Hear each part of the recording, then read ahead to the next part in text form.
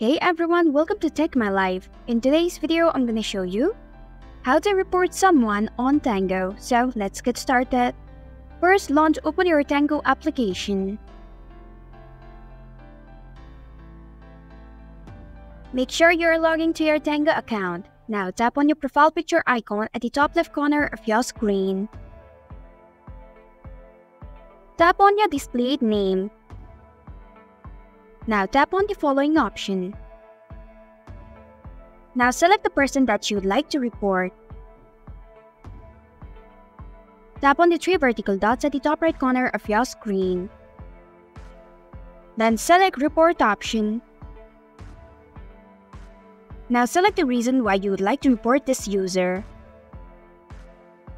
Once you're done, tap on the Submit button at the bottom of your screen. And this is how you can report someone on Tango. Thanks for watching Tech My Life. If you like this video, hit the like button and drop a comment with any questions or feedback. If you are new, subscribe and click the bell icon to stay updated on the future videos.